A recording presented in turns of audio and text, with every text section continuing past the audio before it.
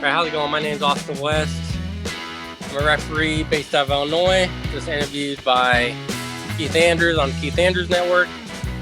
At first, didn't think nothing of it, but after talking to him for a good half hour or so, doing a good job. We totally support him, share him, link everything that he does on all your socials, and just spread a word about him. Ladies and gentlemen, welcome to the Keith Andrew Network. This is 772. That's right, 772. I'm here with professional referee Austin Western. I'm here with Austin Western. It's a real honor and privilege to have you as a guest. Now, a lot of people call you West, a lot of people call you Western, but taking a guess, I guess you like Westerns. Yeah, Wes was kind of just a name thrown at me because I couldn't figure out a last name. So I just dropped the last two letters off my last name. Yeah, I understand. For people who want to know what my talk show is about, the whole point of my talk show is to show people that even with having a learning disability, I can still amount to something. And at the same time, I'm able to turn myself into an example for people out there dealing with any types of learning disabilities and disabilities to never give up and prove people wrong. Prove to them that labels do not dictate who you are and who you're going to be. It's prove to them we can step out to something. So hashtag break the labels. It's PG-13, but you have the right to say whatever you want. It is uncensored, but just for our audience, it's PG-13, but the guest has the right to say what they want to won't be held against them. Right. So the first question I want to ask you is tell our audience a little bit about your background and how you came to do what you do now. Oh, shit. Well, I kind of started going to the independent scene, and it came to Quincy around January of 2019, I believe it was, or 19 or 18, one or two. I started asking questions. They brought in Cowboy Bob Orton to the first show I ever went to. Started talking to him. Was in contact with his school down in East Carindale, but I never actually pursued it because I never had the money for it. Plus, it's too much money. And, well, besides that, I really haven't had much of a wrestling background. I'm more of a soccer background guy and basketball all through high school. But wrestling really wasn't a thought until, I want to say, a year or two after high school. I started to want to kind of do something I want to do ever since I was a kid, watching on TV, watching guys that are from right around my region. Like we got Seth Rollins about 2.5 hours away in Davenport. You got Randy another 2 hours away in St. Louis. I just felt like if they could do it from being in a small Midwest scene that not a lot of people know about, then maybe I could try and get my foot in the door as well. No, I agree. If you have the heart and the passion for it, that's half the battle right there. Because a lot of people do, and I'm guilty of it, doing things half-ass, saying, I really didn't want to be doing this right now, but I really need the money. When you do things half-ass, you're setting yourself up for failure, and you're projecting yourself as someone who doesn't really care about the job. You're just saying, I need this for a quick buck. That's Right. completely fine and whatever. But how you connect with people and how you get over with people is saying, I'm going to give you 110% of this is what I want. I'm going to show you that I'm capable of doing this no matter what. And as long as you're able to connect with somebody, that's all that really matters. Right. So the question I want to ask you, you mentioned you were a soccer referee. No, I wasn't a soccer referee. I played soccer throughout high school. No disrespect. No, you're good. So what influenced you to become a referee, number one? And say, I want this to be like a two-parter. But let me ask you the first one. Who influenced you to become a referee? Probably watching Earl a lot. I kind of feel like in high school I was him. Like I like to talk a lot of trash back in high school. I still do to this day. And I just thought that if Earl can talk trash and get over, then why can't I? Type thing. No, absolutely. And that's the biggest thing. That's the biggest hurdle in any sport or any genre of work. If you can put yourself over and people can connect with it, hey, sky's the limits. Right. But there's other people that say, oh, they look great, they have a nice body, they're this and that, but they can't wrestle their way out of a wet paper bag and they don't have much of a personality. So it doesn't matter, if they're assholes or anything. The biggest thing is, well, Bret Hart said, if you can connect with one person in the audience, you're on a great path. Right. But I want to ask you, the next one I was going to ask you, because I've got shows about disabilities too, so I'm going to ask you some fun questions and about disabilities. Have you ever worked with people with learning disabilities, and are you willing to? Never worked with someone with a learning disability, but I've worked with a guy that was deaf. But besides that, I really haven't worked with many people that have disabilities, to my knowledge, anyway. Well, it pleases me to be the first. He just pat myself on the back. Yeah, I have a big ego. But the reason I bring up disabilities is I was very interested in becoming a referee. So for people who want to follow in your footsteps, what was the very first step? Do you need a license? Do they discriminate against people with disabilities? Can people with disabilities be a referee? Really, anyone can if you just put your mind to it. Like if a guy that's fully deaf and both ears can wrestle, why can't a guy that has a learning disability, has a speaking disability, blind, deaf, whatever the case may be, why can't he do it as well? Really, anyone can be a referee. It's not really that difficult. You just gotta know that it's all an act, and then not want to lash out and punch someone in the throat for getting in your face. No, I agree. So what about say, for an example, trying to find some good questions. What were some of your favorite wrestling schools, and what would you recommend? Oh, well, I really only know about the Midwest area. Like I know about Seth and his Black and Brave up in Davenport. Then you got Cowboy Orton's in East Carindale. That's Ace Academy. Then you got Michael Elgin. I believe he still has his in St. Louis. Then there's the Glory Pro Dojo is what one of my guys called it. Then there's down in Tennessee, there's Dr. Picard and Glenn Jacobs camp down there. So besides that, we don't know much about wrestling schools anywhere in the country besides the Midwest. That's the only area I've really worked, is the Midwest area. And have you ever thought about coming to or people who say Connecticut or Florida? Like, what do you ever want to work for? I know it sounds like an oxymoron, but do you want to work for WWE or AEW? Preferably AEW right now because I like their product a lot more. Like it's not the same matches week after week after week like it is with WWE. But I'd be willing to work anywhere really. If it's WWE, if it's Impact, if it's New Japan, if it's AEW, if it's Ring of Honor.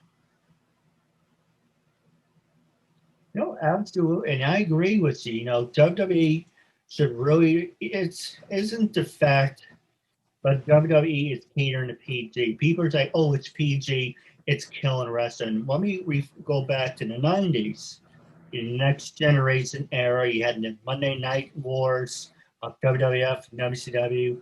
They were all PG, but that had nothing to do with it. You had exciting wrestlers you wanted to see. You know, Brett, Owen, Michaels, Taker. Then you went to WCW, you had Hogan, Hall, Nass. So you had two companies with great stars, but gave you an option. When Vince McMahon, you know, a lot of people say he's a blessing and a curse, but, you know, fired Jeff Jarrett, also like, I mean, it was good. You know, in hindsight, it was good that he fired Jeff Jarrett because we got TNA wrestling out of it, and we got more competition. When you buy your competition, you're like, we're the big guys, and this is what we're gonna do. You can't have a monopoly on things. You know, people who have monopolies, you know, Apple, Amazon, you know, Fox News, all those idiots. But it's always good to have competition because competition brings out the very best. Exactly.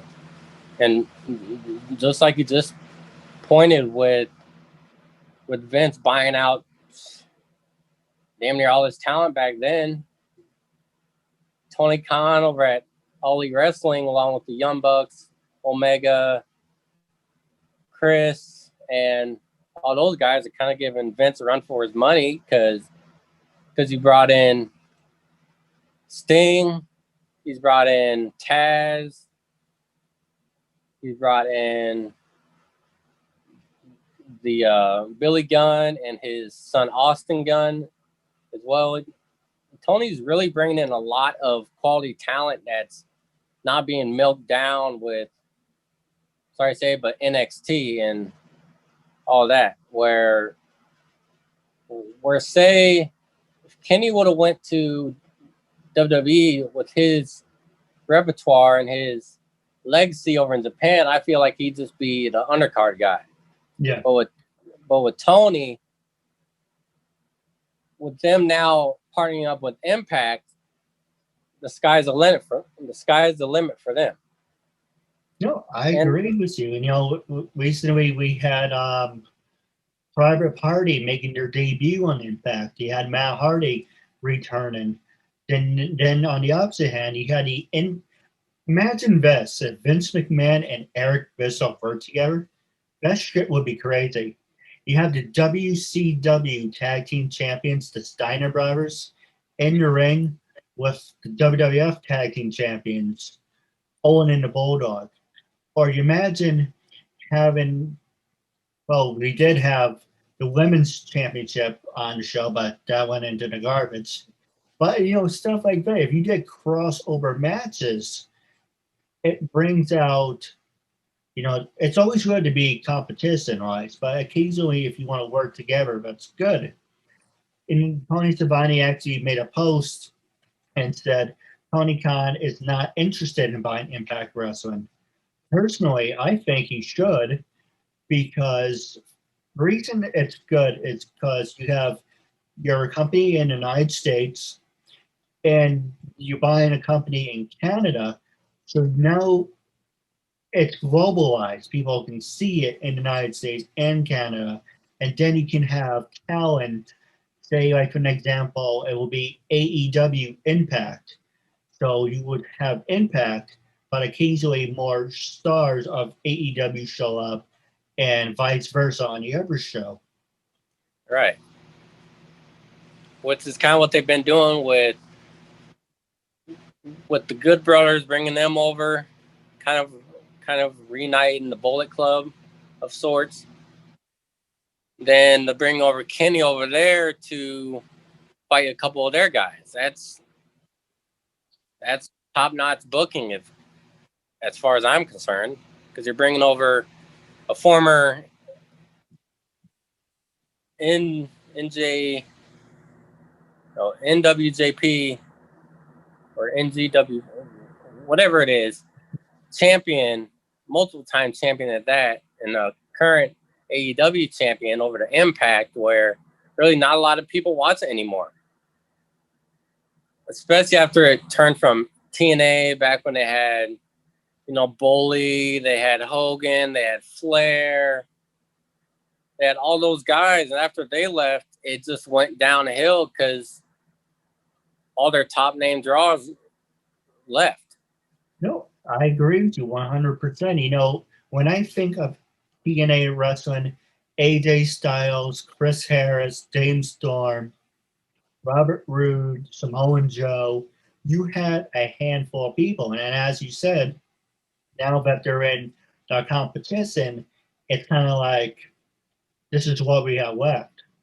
But the thing I don't like about Impact is they are copying the W. That's another thing. I hate when people copy each other, but I don't like how they have Moose TNA champion and then they have someone else Impact champion. It's kind of like, okay, yeah, we get it. WWE champion and WWE Universal champion. So you want to have your two separate belts. But it's, for me, if Impact wants to get their crap together, hit the reset button, bring back the six-sided ring, do what you did in 07 and 08, be different. Don't copy everyone else because it kills it for everyone. It's kind of like why people like Raw and SmackDown don't like Raw and SmackDown. It's the same damn thing over and over. Personally, if it wasn't for NXT, I wouldn't be watching them. I really don't watch much WWE, to be honest. I sometimes watch the pay-per-views if it's quality matches. Like, I'm not watching the Rumble this year with Goldberg again. I'm not watching that. But besides that, I really don't watch much WWE. On occasion, I watch WrestleMania. I watch Extreme Rules. I watch the Rumble. I watch the Chamber. Because those are all the top matches of the year.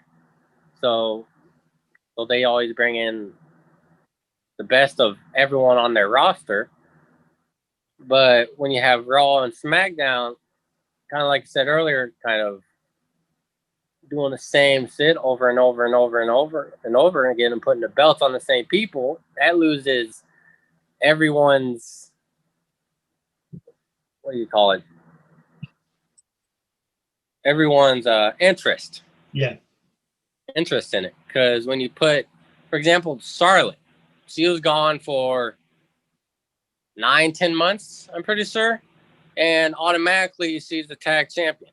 It doesn't make sense.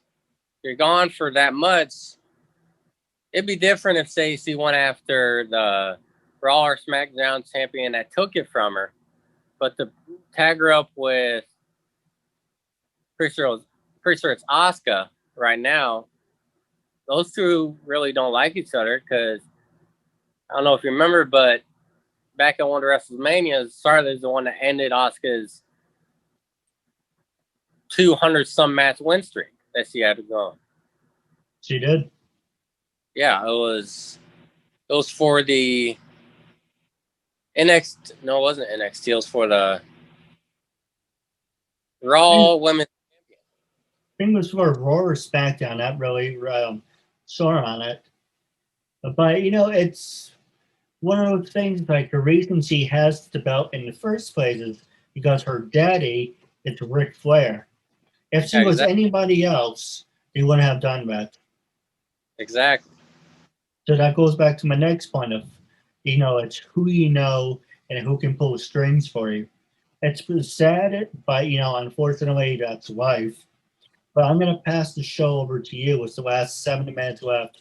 Was there anything you want to talk about, anything you want to promote? This is your time, and you can say and talk about anything you want. I really don't have many shows coming up anytime soon, honestly, because the COVID pandemic, that's damn near shut down the entire Midwest scene, if not the entire wrestling world, as you could tell with how they're doing at the Performance Center at first. Now Impact's kind of following suit. AEW slowly bringing in fans. So without fans, there's really no shows for me to make money, for the guys in the back to make money. So a lot of the promoters just said, screw it, and just cancel a lot of shows. So I really don't have much to promote besides to support your local indie stars or big name stars by buying their merch, because during this time we're not working. We're not making money. No, I agree with you 100%. And now for people who want to follow in your footsteps, would you have any words of wisdom? Just watch film. If you watch film like I did, watch Earl, watch Charles Robinson, watch Kyoto, watch Aubrey over at AEW. Hell, even watch Bryce Rensburg, who I'm personal good friends with, for at AEW. Watch all of them, and then see if it's for you. Start going to your local independent shows. Talk with the rest. Talk with the wrestler. Talk with the promoter. Talk with someone there to try and get your foot in the door.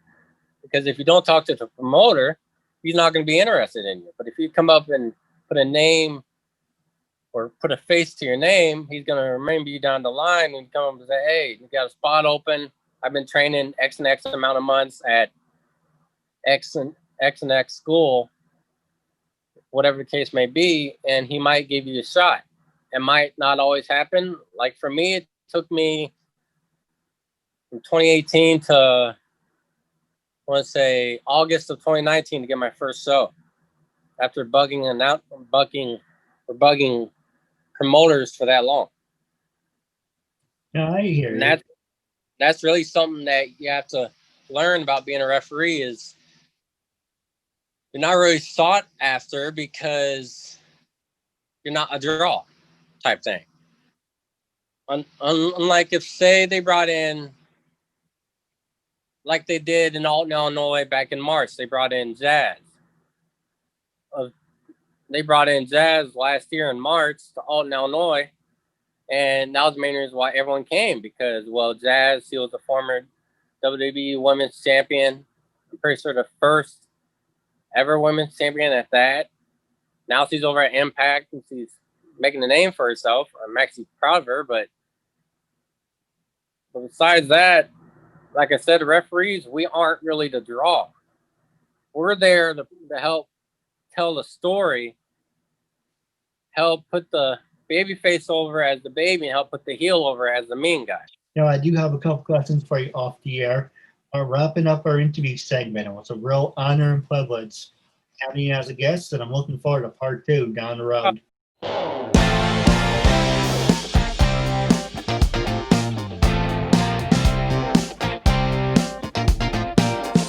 Penny Fine. Hi, it's Mimi Chen. Hi, my name is Ellen Dorsch. I'm Miss Shauna Toth. Hey guys, I'm Anastasia Edwards. Hi, this is Jackie Nunez. Hi, I'm Amelia Rose. I'm Sakiana. Hey guys, I'm Alexandria Denise, and you're watching Keith Andrews Show. He's doing a terrific job. Make sure you like and subscribe, and stay tuned for more awesomeness.